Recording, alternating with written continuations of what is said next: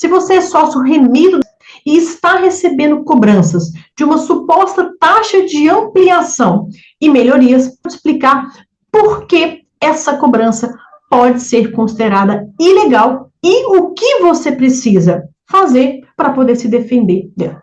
Bom, nos últimos meses, na verdade, desde mais ou menos setembro, outubro do ano passado, centenas de pessoas têm procurado o escritório com o mesmo problema. Eles compraram o título de sócio remido, que dá direito ao uso do clube de forma vitalícia e sem pagar taxas mensais, conforme previsto no próprio contrato ou na própria cota. Eu vou deixar um exemplo aqui de um cliente, como aparece aí para vocês. Só que agora esses sócios remidos estão recebendo cobranças de R$ 4.236 com o nome de uma taxa de ampliação e melhorias. E junto com essa cobrança, vêm as ameaças. Protesto em cartório, negativação do nome, bloqueio de aposentadoria, de salário, penhora de bens e várias mensagens durante o dia, além de e-mails, com tons de ameaça e coação. A primeira coisa que a gente analisa nesse contrato, nessa cota, é se realmente os sócios remidos têm obrigação de pagar alguma coisa. E o contrato, ele é claro, o sócio remido ou o sócio remido de classe B é isento de taxa de manutenção e condomínio. Eles vêm dizendo que, na verdade, que não é uma taxa de manutenção e condomínio, é uma taxa de ampliação e melhoria.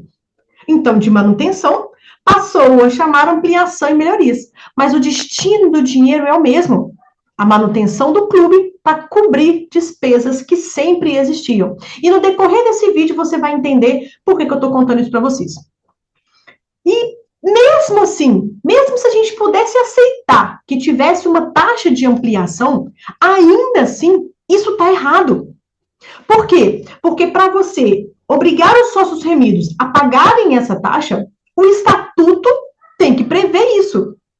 Essa taxa, seja de manutenção, ampliação ou reforma, conforme eu estou mostrando aqui para vocês, só pode ser cobrada dos sócios usuários e não dos sócios remidos. E isso está escrito aqui. Isso tem outros trechos também que consta que os sócios usuários é que são obrigados a pagar. Ou seja, mesmo se a gente levasse em consideração que de fato essa taxa ela existe, o que não existe, e também vocês vão entender um pouquinho mais no final, ainda assim ela não pode ser cobrada dos sócios remidos, porque nessa cláusula é clara de que é os sócios usuários que vão pagar e não os sócios remidos. Você tem dito que é uma taxa extraordinária e que os sócios remidos não são isentos de pagar taxa extraordinária. E, de fato, os sócios remidos não são isentos de pagar taxas extraordinárias. Mas, conforme o próprio estatuto deles, que está escrito aqui, somente os sócios usuários pagam por essa taxa de ampliação. Outro ponto grave dessa cobrança é que diz que essa taxa foi aprovada em assembleia. Só que quando a gente vai analisar a ata de assembleia, não há qualquer menção dos sócios remidos. Olha a ata de assembleia aqui. Essa ata, ela é clara. E ela diz que foi aprovada uma taxa de R$ 4.236 para ampliação e melhoria, mas eles não modificaram o que está escrito nesse estatuto aqui, que fala que ainda assim essa taxa, ela vai ser de obrigação dos sócios usuários. Está escrito aqui. E essa ata não mudou isso.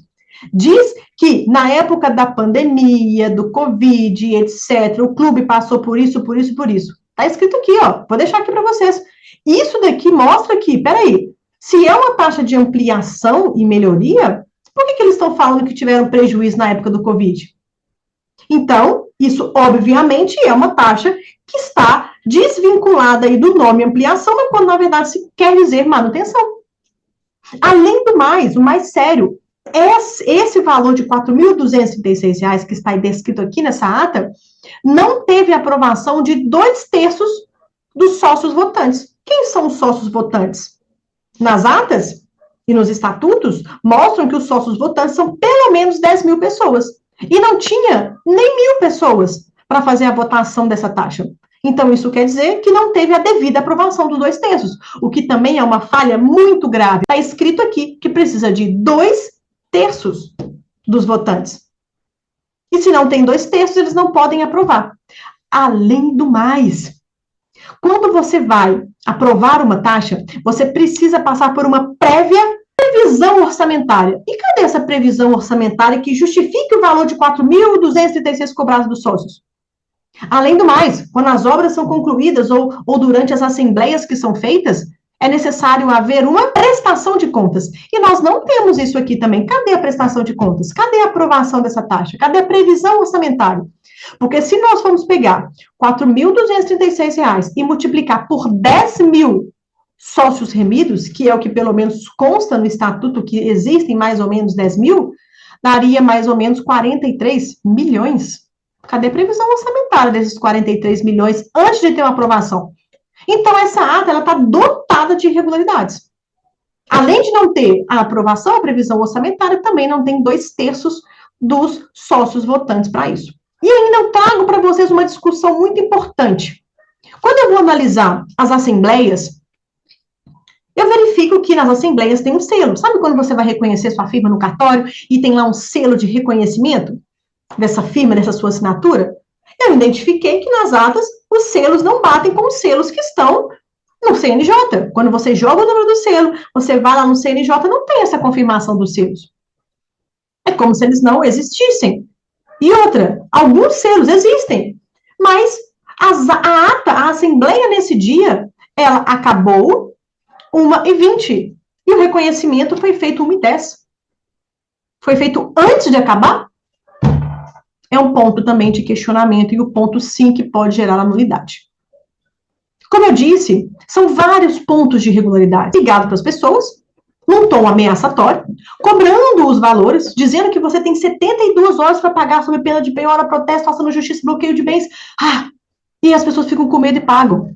Sem saber disso tudo que eu contei aqui. Nós somos intermediários da justiça e a gente é que tem que provar o que está acontecendo. E isso tudo que eu trouxe aqui para vocês no vídeo é exatamente o que tem acontecido. É exatamente as nossas alegações.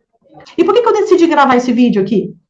Porque nós, como advogados, e tem outros advogados também nessa causa, a gente quer trazer para vocês a verdade, para que vocês não saiam pagando qualquer coisa sem questionar. E mesmo questionando, mesmo tentando uma negociação, eles têm ainda assim cobrado das pessoas.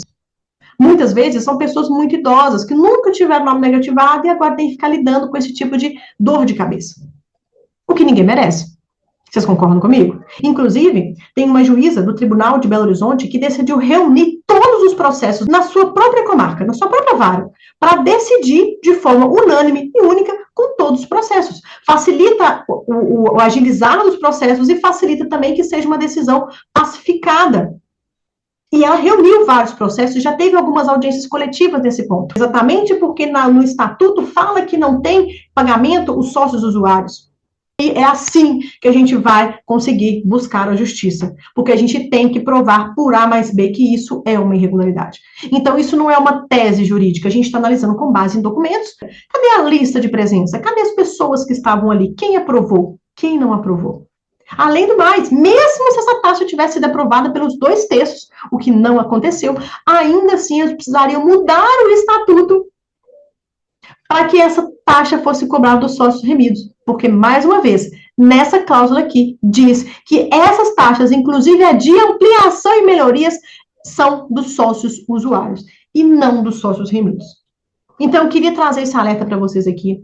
Advogados que estão com dificuldade, que precisam de ajuda, peguem provas emprestadas de outros processos, porque a gente tem feito isso, inclusive com outros estados que estão tendo a mesma indignação, estão tendo o mesmo problema. Então, fiquem atentos, não saiam pagando os valores, questionem primeiro, consulte um advogado de confiança, um advogado especialista, que vai te ajudar a entender todos esses pontos, que vai pegar todas essas provas. A gente precisa de provar.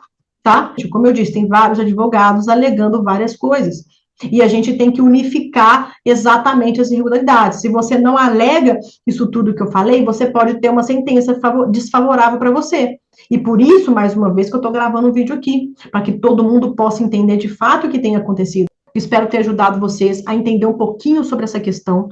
Espero que vocês se sintam mais preparados, mais confiantes para os próximos passos.